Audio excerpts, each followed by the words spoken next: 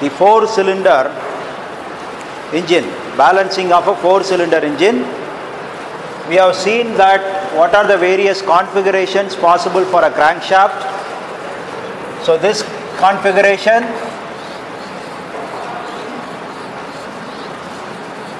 if you think of a 4-cylinder engine of this configuration, what are the disadvantages? From the torque fluctuation point of view, you will be having more than one power stroke simultaneously at more than one cylinder. So torsional fluctuation will be there. From balancing point of view, the forces will not be balanced. Only couples will be balanced. Primary force, secondary force, all of them will add. So this configuration is not preferred. The configuration which is used, you have seen that these two are kept in the opposite direction. So this is your journal. So if you say this is first cylinder, this is second, this is third and fourth. If you look from the side, the crank are in the opposite direction. The first and fourth are here. The second and third are just opposite at 180 degrees. Now we have to see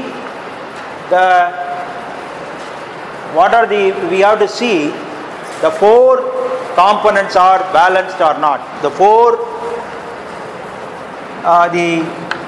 forces and couple, 2 forces and 2 couples. One is the primary force,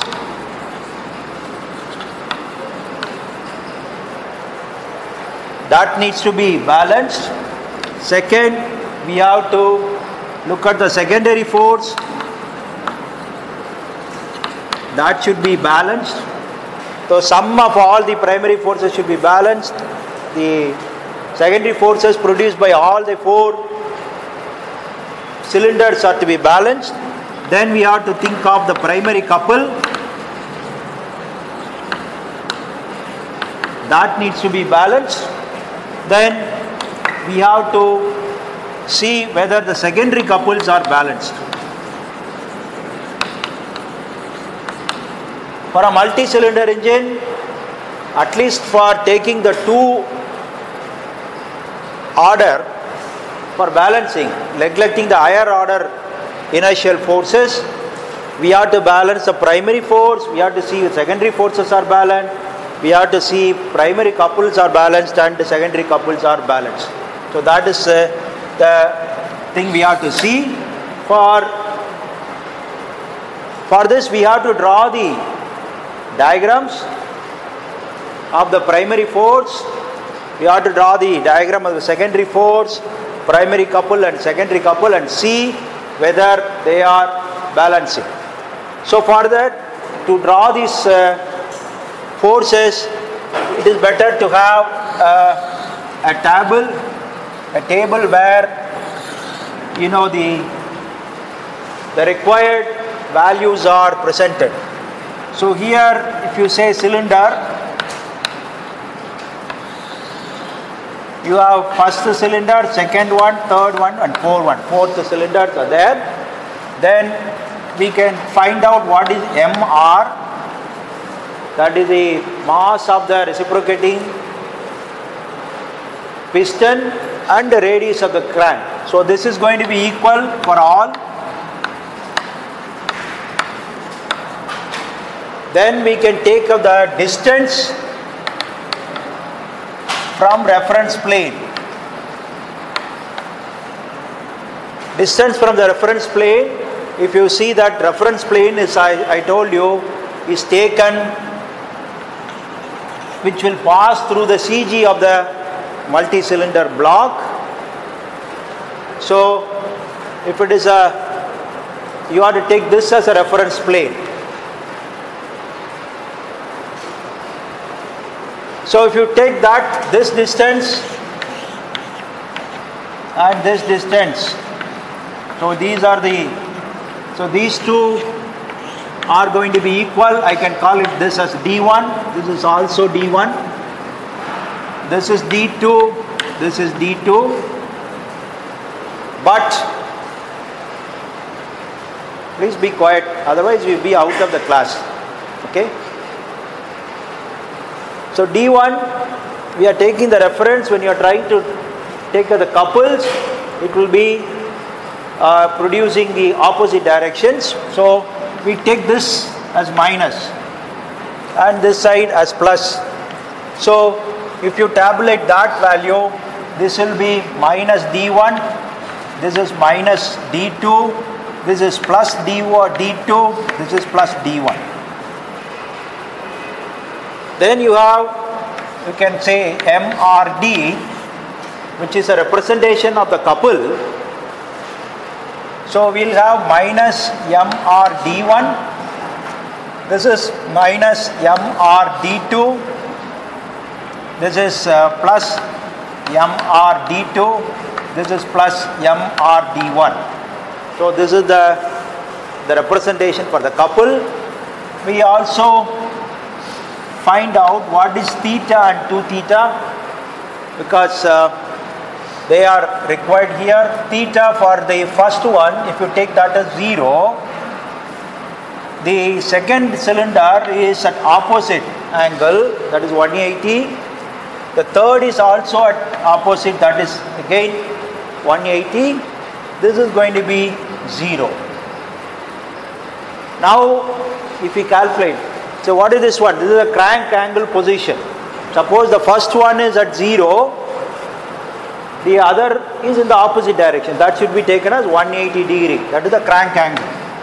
Now for 2 theta, 0 into 2 is 0. This 180 into 2 is 360. That also can be taken as 0. This is also 0 and this is 0.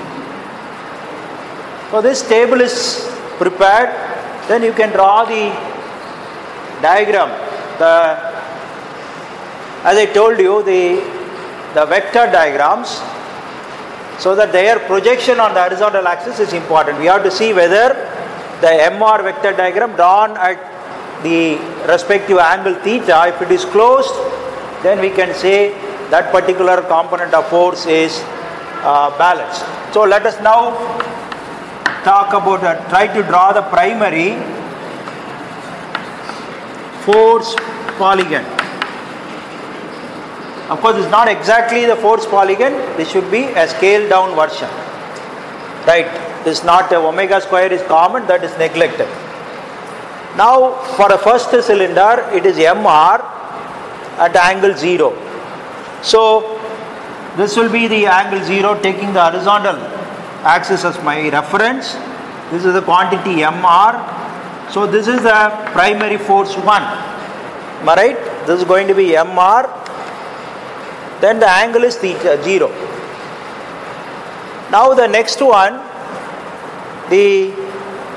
for the second cylinder, it is again MR. Primary force is represented by MR at angle 180. 180 means it is opposite direction. So I can strictly draw it just above, but if for the clarity, I can say, I can draw it like this. I can just draw it one over the other, but I can just, for clarity, I am putting this. So this is the primary force 2. Now for primary force from the cylinder 3, it is again at 180 degree. So I can say this is the FP3. Then for the fourth cylinder, it is again MR at 0, that is in this direction. So I can draw like this. This is FP4. This is the fourth one. So if you look at it from here, we are starting from here, going in one direction, coming back here, the same point again in this direction and coming back. So this is a closed polygon. So its projection on the horizontal axis will always be 0. Remember that we are not interested in what is this in MR. but we are interested in its projection on the horizontal axis, that is MR cos theta. So everything is drawn with an angle theta, its projection on this is important. Their projection on this will be 0 because this particular polygon is closed. So from this I can say that the primary forces in this configuration is balanced. You have any doubt?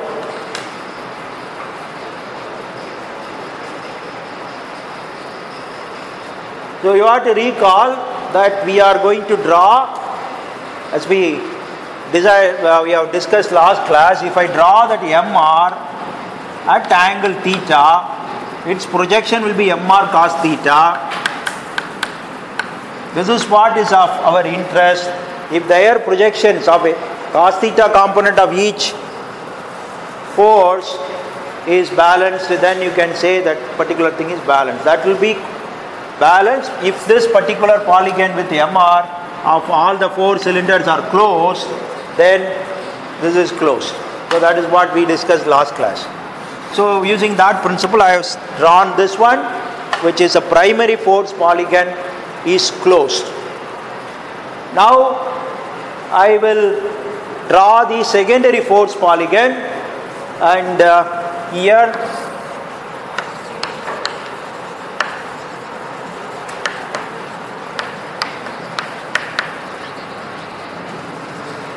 for secondary force polygon, this magnitude will be 1 by q times mr, and this vector's projection, it should be drawn at cos 2 theta. So I have to take the angle of 2 theta there. So for a secondary force polygon, the magnitude of this will be smaller. First one, this is the Fs1, which will be approximately 1/4 if we take Q as 4. So this magnitude will be 1/4 of it. That is at an angle cos 2 theta, that is 0. For the second cylinder, it is again 0. So if I draw this for the second one, this is of same magnitude. This is Fs2. If I draw this for third one, this is of same magnitude, Fs3, secondary force. Then you have the fourth one, Fs4.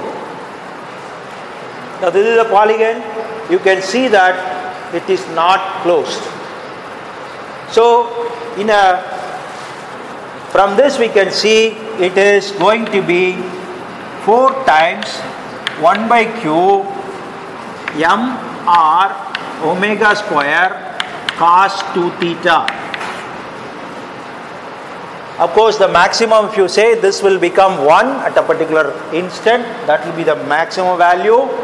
So the maximum value of the secondary force produced will be 4 times 1 by q mr omega square. So that is not balanced in this arrangement. Okay, you have any doubt? Secondary force is not balanced. What about if you have any doubt, please ask. Then we have to move to primary couple.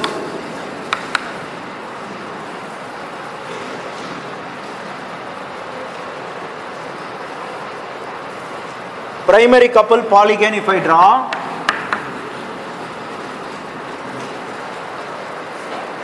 then you see the primary couple magnitude is minus mr d1 at angle 0.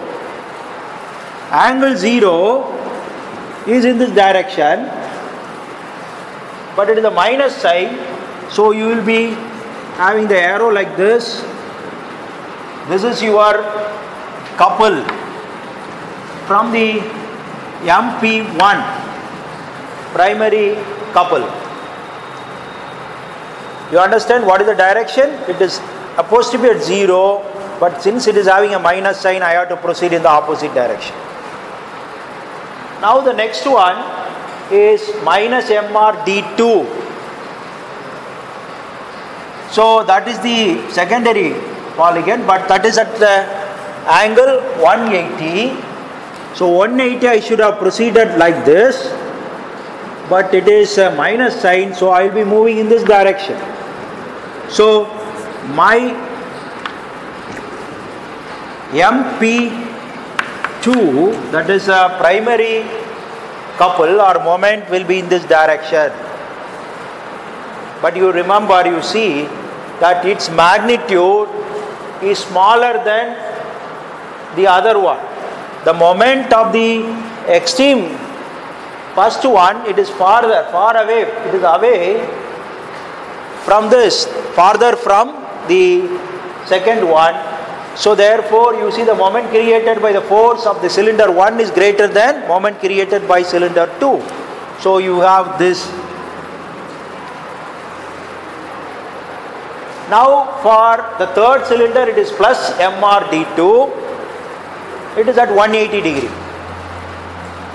180 degree means it is in this direction. It is MRD2, so the magnitude of this and this are same. So your primary of the third cylinder, moment created by this, will be exactly the same thing. So that means here, if you connect like this, that is, you are just offsetting for clarity, so you are coming back here in the same direction. Now the next one is MRD1 with in the 0 degree positive, so you will be having this here, exactly the same magnitude of this. This will be my moment created by the fourth cylinder. You see that if I put one over the other, I go back here, go here and come back here again, go back here and come, so I come to the same point. So this is closed polygon. So primary couple in this case is balanced.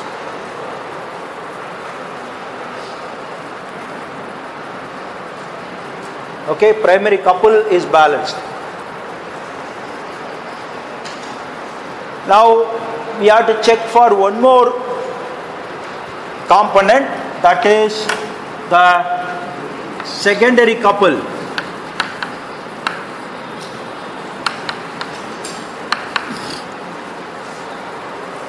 So secondary couple polygon, if you take there, if you look at the table, the secondary couple MRD1, but 1 by Q times that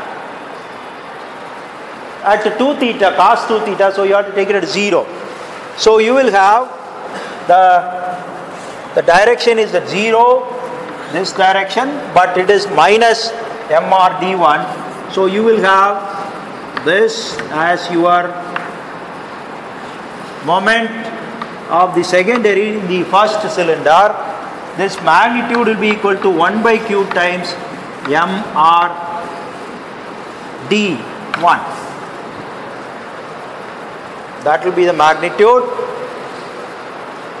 Then you have the minus MRD2 for the second cylinder, and that is also at 0 degrees. So 0 is in this direction, but opposite to that. So you will add something which is of lesser quantity here. This is MS2. So also will be in the same direction. Now for the third cylinder it is plus MRD2, but it is in the 0 direction, so it will be in this direction. So this is the moment of secondary force created by the third cylinder. For the fourth cylinder it is MRD1 of this magnitude, but it is again 0, but in the positive direction. Therefore this is MS4. So we can say that this is also closed. So by looking at these polygons, we can see that primary force polygon is closed, therefore primary forces are balanced. Primary couple polygon is closed, so couples are balanced. Secondary couples is also balanced, but the secondary force is not balanced. So if I go for a 4-cylinder engine with this configuration, this secondary forces are not going to be balanced, but the rest of the things are balanced. Now we have an option. The option is take this particular configuration and the secondary forces are not balanced, you live with it. That is, the engine will be creating more vibration, that's all. Okay? Otherwise, what you have to do is you have to use some method to balance it. So the ideal one would be to go in for a Lanchester balancer.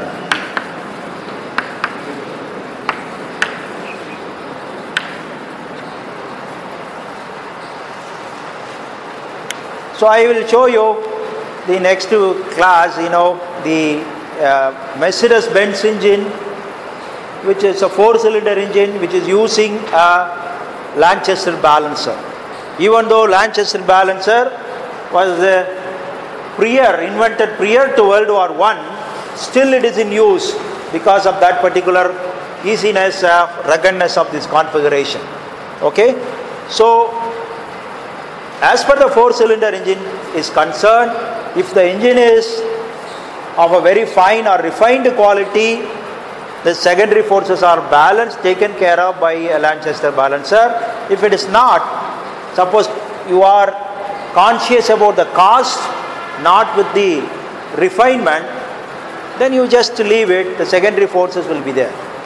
Probably I think the Ambassador engine those days were not having the Lanchester balancer. We were not aware of that. But the Mercedes-Benz engine, when it comes, it uses a Lanchester balancer. Okay? You have any doubts?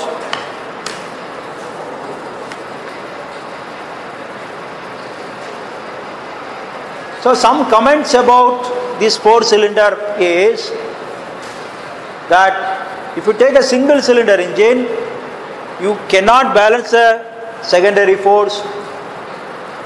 Primary force also only partially it can be balanced.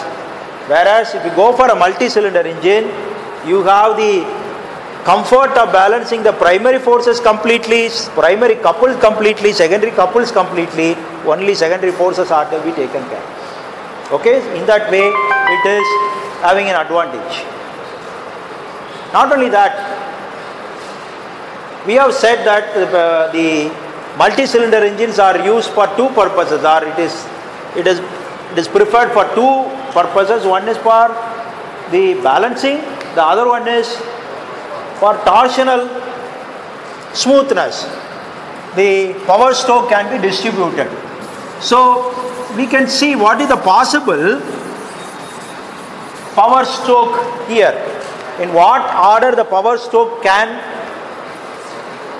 happen here in this configuration. So that is called a term for the term at which the firing takes place in each engine is called a firing order.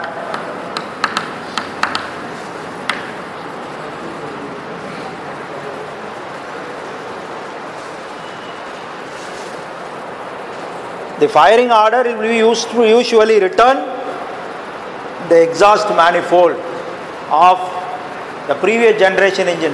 I don't know about the present generation engines. The distributor will be designed so that it will go from first, third, fourth, like that. Okay. What are the possible firing orders in this particular configuration? So let me just try to work it out. It's not difficult at all.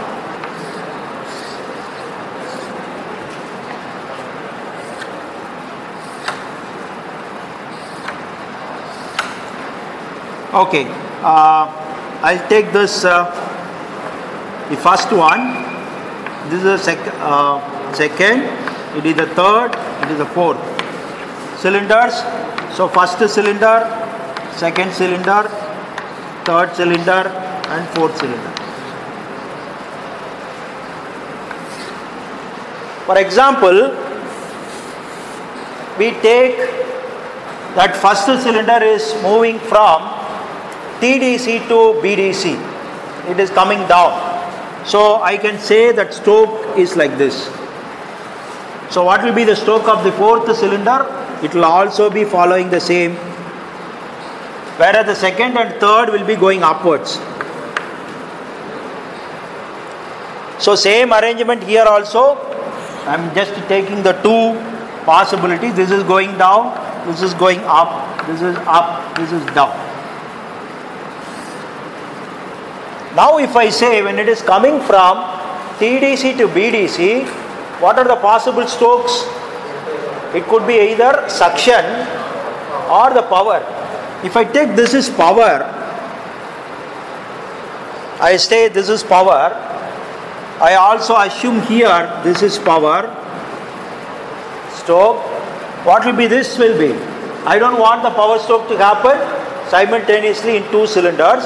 So this must be only suction. Then once that is suction, I can fill up the other things. Power, then it is going to be exhaust, then you have the suction, this is the compression. So here suction, compression, power, exhaust. Same thing here also, power, exhaust, suction, compression. Here you have suction, compression, power and exhaust. So here these two, this is going up. Going up means it could be either a compression or exhaust. If I take this as a compression, then this will be exhaust. But if I take the second cylinder undergoes exhaust here, that is the option number 2, then if it is exhaust, this is going to be compression. Then rest of the things we can fill it up: compression, power, exhaust, suction. So exhaust, suction, compression, power. So here you are exhaust, suction, compression, power. So compression, power, then you have the exhaust and suction. Now we can see the order in which power strokes happens here. This is first power here, power here, power here and power. Isn't it? The order in which the power stroke happens in this option is 1, then you have 2, then 4, 3. This is one possible firing order. If I take this crankshaft configuration and insist that only one power stroke can happen at one cylinder at a particular time. So here, what is the firing order? This is 1, this here, here and here with this particular thing, it is 1, then you have 3, then 4 and 2.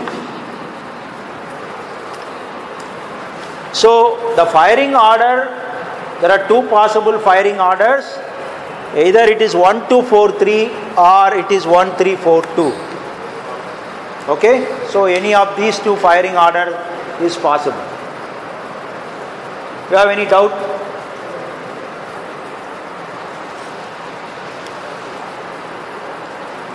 So you see that balancing in mechanics of machine is something to do with your thermodynamics firing order. Okay, so they are all interlinked.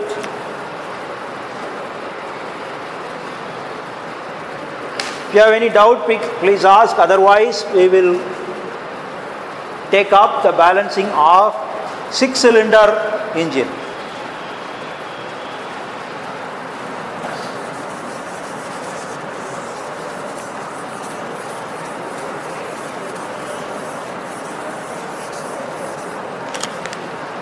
So we'll take 6-cylinder engine.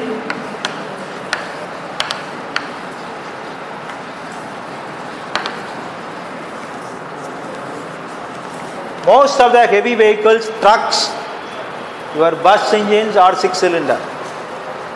Okay. So let us see how how it behaves in balancing 6-cylinder. What is the configuration of the 6-cylinder engine? 6-cylinder engine configuration is like this.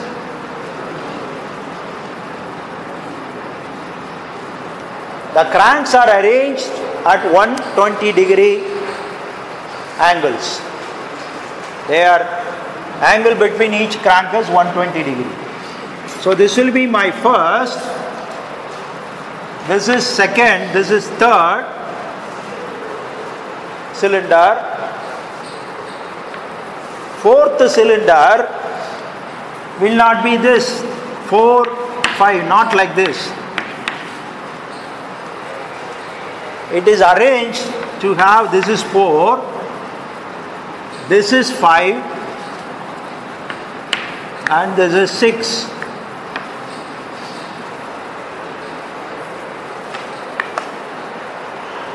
So this is the order in which cranks are there.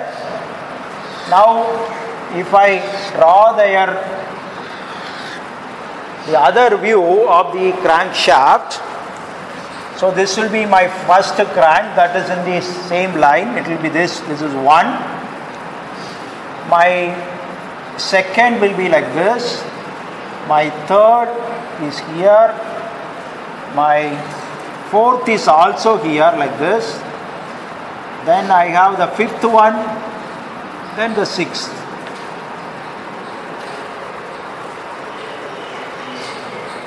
Not taken, quite uniform. So if I draw this here, 1, this is 2, this is 3, this is 4th, this is 5th, and this is 6th. So this will be my 1, this is 2, this is 3, this is 4, this is 5, and this is 6.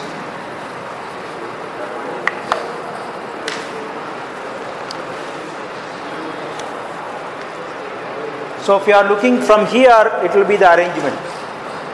Now you can see why 1 and 6, which are the extreme cylinders, are having the same orientation.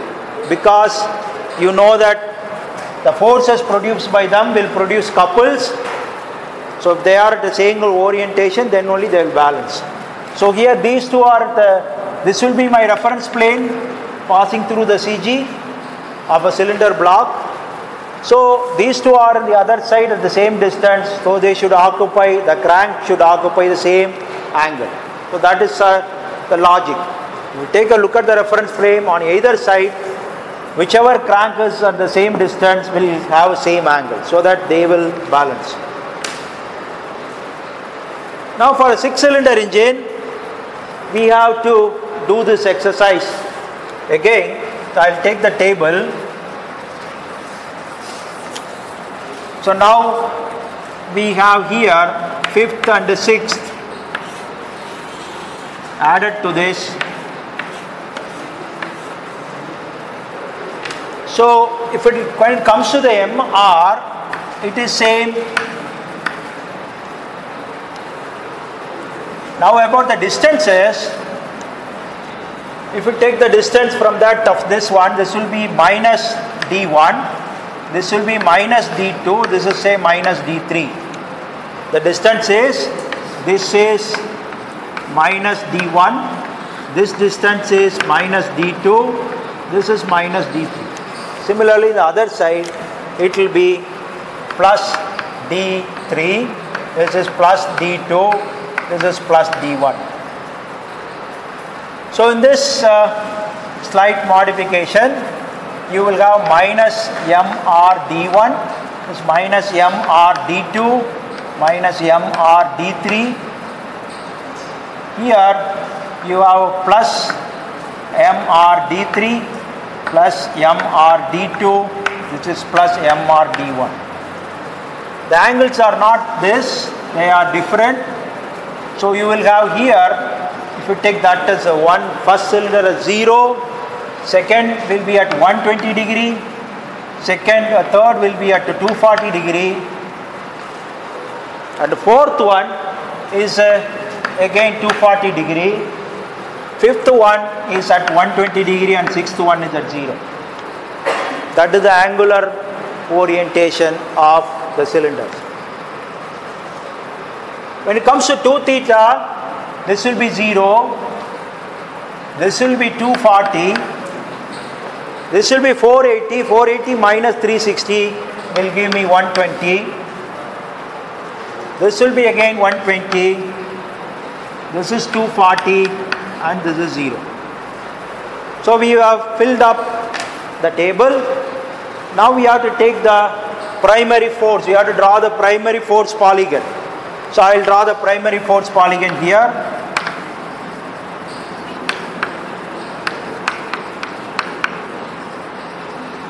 When it comes to primary force polygon, we have to take MR at angle 0. So first one is MR. This is the primary force by 1 at angle 0. The second one, it is at angle 120. So from here, angle 120. This is from 2. The third one is MR. That one is at 240. This is FP3. Then the fourth one is also at 240. So I have to continue in the same direction. This is FP4. The fifth one is at 120. So this will be like this. This is FP5. Then the sixth one is at 0 degree. So this is FP6. You can see that the primary force polygon, as I start from here, in the first 3 cylinder itself it is closed. Again the next 3 cylinder it is also closed. So the primary force polygon is closed in the case of a 6-cylinder engine. Now what we have to do is we have to draw the secondary force polygon for that. So we will do that now. Let us see what is the secondary force. The first one is at 0. So this will be 1/4 of the magnitude approximately, but let me take for legibility, I use a graphic scale which is higher, FS1. The same magnitude but 240 degree. So this is FS1. At FS2 will be at 240 degree, it will be like this. FS3 is at 120 degree, so it comes like this. Then FS4 is again 120 degree. This is FS4. Then 5 is at 240 degree, so it will be like this. Then 6 is at 0 degree. This is FS6. You can see the secondary force polygon is also closed. So their effect is cancelled. So these are our representation. Its projection on the horizontal axis is what is of your importance. Whatever the forces we are talking, primary force, secondary force, they all act in a single plane. They never come out of the plane. They are all in the single plane which is passing where the translation of this piston is happening. So this, its projections on the horizontal axis is what? But this is closed, so the sum net component on the horizontal axis is 0. That's why we can say it is balanced. Now coming to the primary couple polygon, we have to take that minus MR D1 at 0 degree. So 0 is in this direction, but minus sign, so this is my direction. This is my moment due to primary force 1. The next one is at 240. So you will have this 240 is in this direction, but it is in the minus sign, so you will be having like this. Then you have the next one, the third cylinder is at 120. 120 will be in this direction, but it is having a minus sign. It is like this. But please see that they are vectors, moment vectors. Force vectors are all same in magnitude. Moment vectors are not the same. The extreme cylinders, the moment vector will be higher. The inner cylinder moment vector magnitude will be less. So that is what, this is for the third one. What about the fourth one? If you look at, fourth one is again at 120, but in the positive direction. So it will be like this, of the same magnitude. Fifth one is MRD2, that is of this magnitude, but at what angle? It is at the 240, so it will be coming like this. Then you have the MRD1 of this magnitude, which is at 0 degree. It will be like this. You have any doubt? Any doubt about this?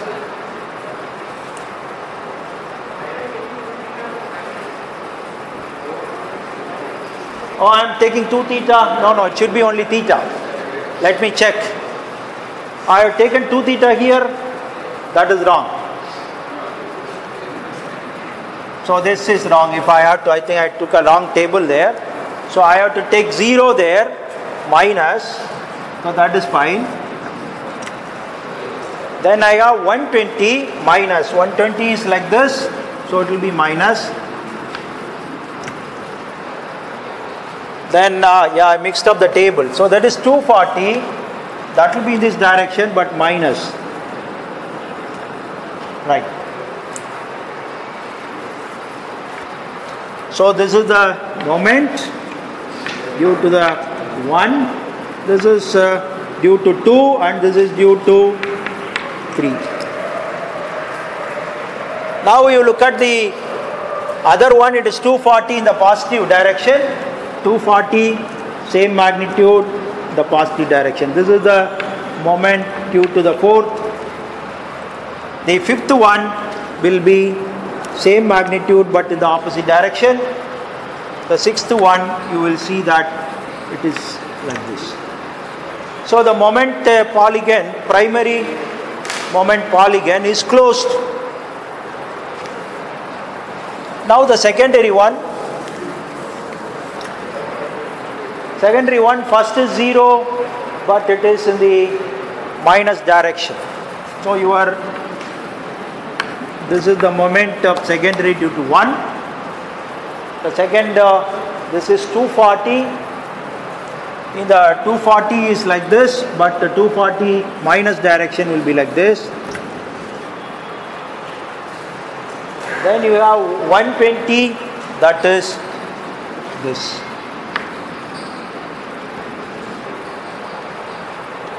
So again for the fourth one, it is again 120 in the positive direction. So 120 in the positive direction is fourth one like this. So you can take this. This will be fourth. If you continue, this will be fifth. This will be sixth. So moment due to the secondary forces, that is the sixth one. So by this diagrams, you can see that the 6-cylinder engine, the primary polygon is a closed one, secondary force polygon is closed, primary coupled polygon is closed, secondary coupled polygon is also closed. So if you have a 6-cylinder engine, from the balancing point of view, it is perfect. It will balance by itself. You don't have to do anything special. So that is the beauty or the advantage of having a 6-cylinder engine. You have any doubt, please?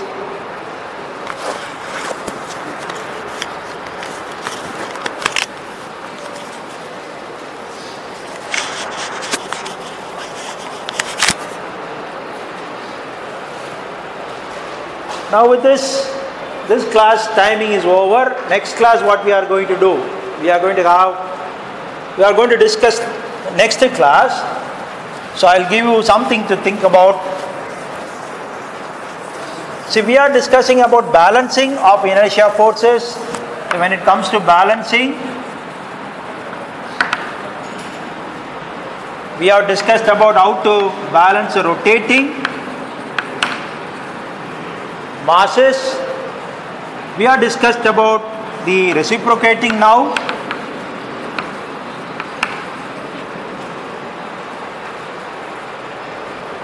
What we have not done is something which is moving in a complex motion.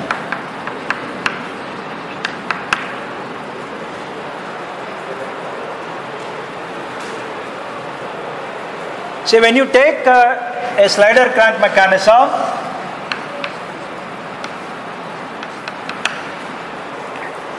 the crank is something, will have the center of gravity somewhere away.